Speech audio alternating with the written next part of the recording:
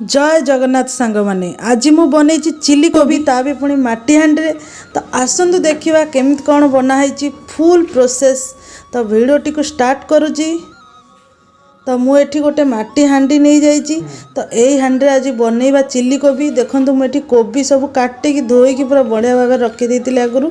तो कोबी सब को मुझे एबे मुझे कॉर्नफ्लोर आउ टिके हलदी गुंड दे देइछि। आ देखो एबे टिके लंका गुंड पकई देइछि। तापरे टिके धनिया गुंड मु एथरे दे देइछि।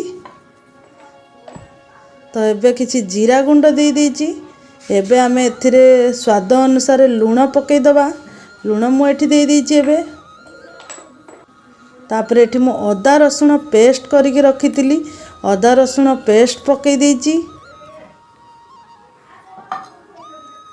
तापरे मु एठी टिके फूड कलर दे देइछि जहा द्वारा पूरा कोबी ता पूरा बहुत बढ़िया कलर आसीबो। तो एबे मु टमाटो सॉस दे देइछि आ टिके चिली सॉस दे देइछि। तो आपण माने एमती निश्चय माटी हांडी रे थरे चिली कोबी ट्राए करंतु। देखिए सबुदिन तो चिली कोबी बनाउथिबे तो आर टेस्ट बहुत नियारा आसे। मुझे एबे भल भाव में मैरिनेट कर दोजी। टिके पानी शॉर्ट है तो मु टिके पानी देकी ताकू भल भाव में मिसई दोजी। तो एपटे देखो मु कैप्सिकम पियाज अदा रसुण लंका सबू पूरा मस्त किना काटिकी रखी देइछि। तो एठी मु कोबीटा को मैरिनेट करी चलची। तो एमती नुआ नुआ वीडियो देखिया आम चैनल को सब्सक्राइब करंतु। देखंतु एपटे मु तेल बसई देइछि गरम हेबा पई।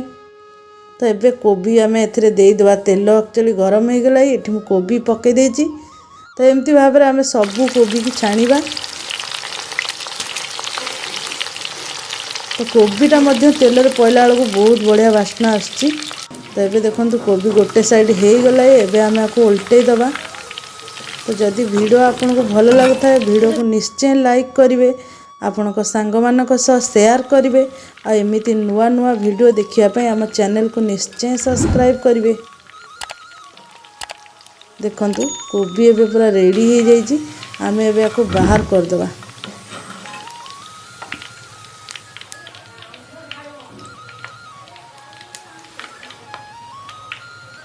देखंतु कोबी मु एबे बाहर कर देइछि।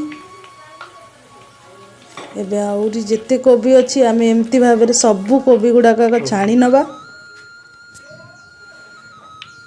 देखंतु कोबीटा जिते बड़े आप पकेबे सेते बड़े आप सबू तेलटा हिट करके पकेबे।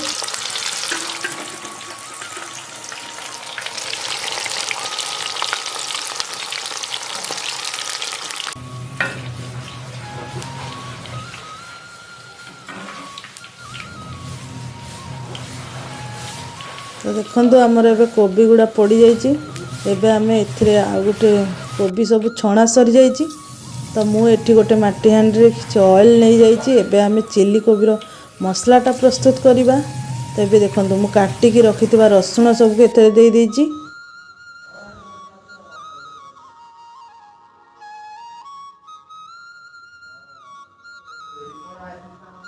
रसुण पकईकी टिके गोलई देइछि।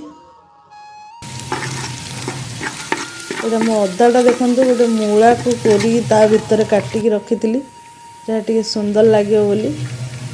तो अभी देखो अदाटा दिखाई जाइए।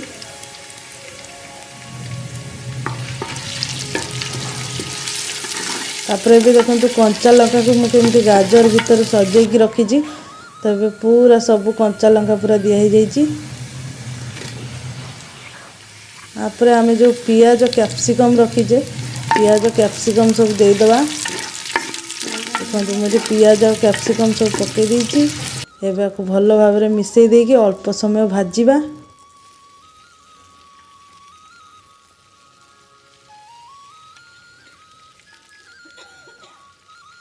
देखंतु एबे भजा चलछि। एबे मु एथरे अदा रसुण पेस्ट जो थिला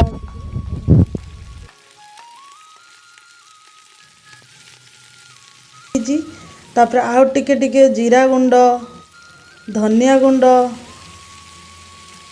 लंका गुंड सबू मसला आउ टिके टिके दे देइछि। तापर मु एठी कॉर्नफ्लोर टिके पानी रे घोळेकी दे देइछि।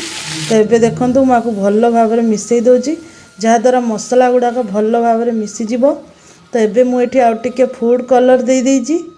एबे देखंतु चिली सॉस ऐड कर देइछि और टमाटो सॉस ऐड कर देइछि। एबे आकु हमें भल भाव गोलेबा जेमती तले न लागे। देखंतु केते सुंदर देखा जाउछि और बहुत सुंदर बास्ना मध्य आसुछि। तो मु एथिरे छणाई रखाइथिबा सब कोबी सब ऐड कर देइछि।